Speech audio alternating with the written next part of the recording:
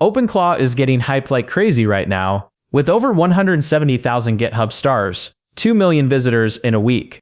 OpenClaw has become one of the most viral and popular AI projects of 2026.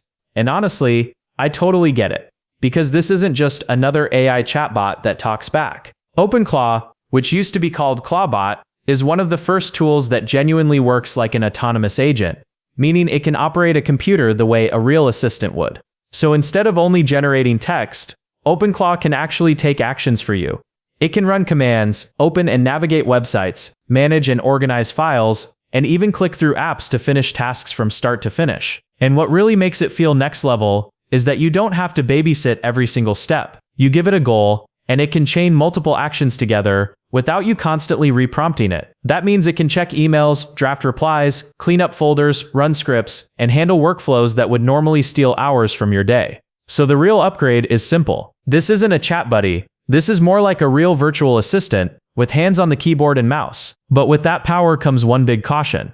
If you install it on your main computer, you're basically giving it access to everything on that machine, your files, your apps, and possibly even saved logins and passwords. And if the AI ever makes a wrong call, or does something you didn't expect, it could mess with something sensitive, or run commands you never intended to run. That's why you keep hearing people say, just buy a Mac Mini and run it on that. And to be clear, the Mac Mini isn't about performance, it's about separation. They want OpenClaw living in its own isolated box, so your personal and work computer stays protected. But here's the truth. Buying extra hardware just to host one agent is an expensive workaround. And the good news is, you don't need to do that at all, because there's a cleaner, smarter setup. Instead of a physical Mac Mini, you can run your private OpenClaw in the cloud on a VPS. I've been running it this way for about a week now, and I'm getting the same experience and performance without paying for new hardware. So in this video, I'm going to show you that exact workflow. And by the end, you'll have your own OpenClaw running 24/7, fully isolated for a fraction of the cost, around $4 per month. Now let's kick things off with the first requirement. Before we install anything, we need a dedicated place for OpenClaw to live. And since we don't want it slowing down or risking our main computer, we're going to deploy it on a separate VPS in the cloud. If cloud server sounds intimidating, don't worry. Here's the easy explanation. A VPS is basically a virtual computer hosted in a data center somewhere in the world. You pay monthly, it stays online 24/7, and you can log into it from anywhere through the internet. So it's like owning a second computer, except you don't have to buy it, store it, or keep it running yourself. And this is perfect for OpenClaw, because your agent can keep working even when your laptop is closed or you're away from your desk. Now normally, setting up a VPS means living in the terminal, typing commands, tweaking server settings, and hoping nothing breaks. And if you mess up even one line, you can lose hours troubleshooting. I didn't want that headache, and I'm guessing you don't either. So in the next step, I'll walk you through a beginner-friendly setup path that keeps everything smooth, secure, and hard to mess up. I found a VPS provider that makes this insanely easy, and it's called Contabo. What I love about Contabo is they offer a one-click OpenClaw install, and the pricing starts at roughly $4 per month. So you're getting a clean, isolated machine for your agent with surprisingly solid hardware for the price. Alright, let's jump in and set it up. First, hit Get Started and choose the server location you want. Next, set a root password, because this is the password you'll use to log into the VPS through SSH. After that, hit Next. Enter your payment details, and once that's done, you'll land on the order summary page. From here, just click Order and Pay, and now we're basically waiting for Contabo to provision the server. Give it a moment, then check your email. You should receive your VPS login information, including the IP address and the default username, which is usually root. Now that we have those details, let's head into the Contabo dashboard and confirm our new VPS is online and running. Now we're going to do the one-click OpenClaw install. On your new VPS instance, click the More button, then choose Reinstall.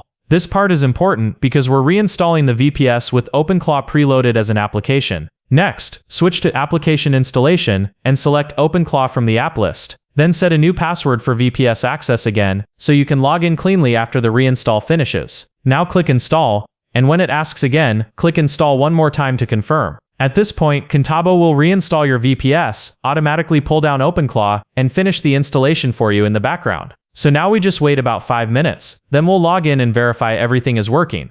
Alright, after a few minutes, let's log into the server. Open your terminal, and SSH into your VPS using the IP address from the Contabo dashboard. Type your SSH command, connect, then enter the password you set earlier.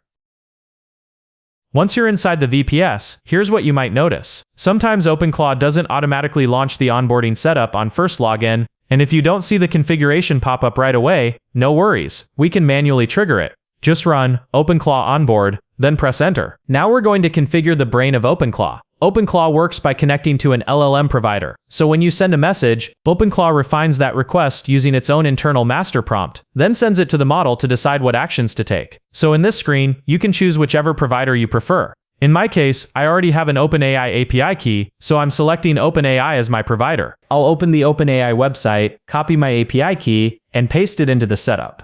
For the model, I'm choosing GPT 5.2, since that's the newest version I want running as the core engine. Now OpenClaw can also connect to messaging channels, like Telegram, WhatsApp, Discord, Slack, and more. That's how you can chat with the agent like a normal assistant and have it execute tasks remotely. We'll cover those integrations later, but for this installation video, we're keeping it focused. So for now, just hit skip on the messaging step.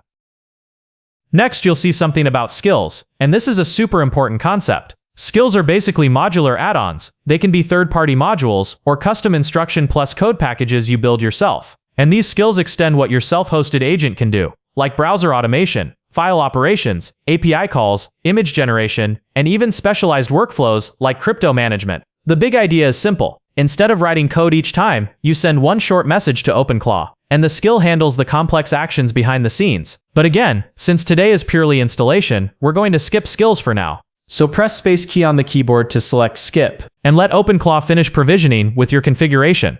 Now the server will install everything based on your settings, and you just wait a moment for it to complete. Alright, setup is done. Now we'll launch OpenClaw inside the terminal interface. OpenClaw uses a terminal UI to run the agent, and it's managed through Hatch. So once it launches, let's test a simple message to make sure the assistant responds correctly. You'll also notice OpenClaw stores conversation sessions. For example, you can give your assistant a name, and it remembers how you like to be addressed. So over time, it becomes more personalized, because it keeps your context and history on the server.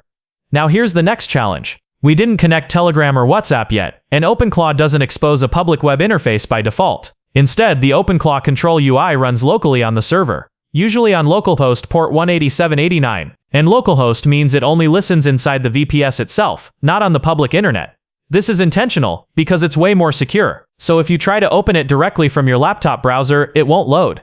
To access it safely from your own computer, we're going to use SSH port forwarding. So open a new terminal tab, and run this command.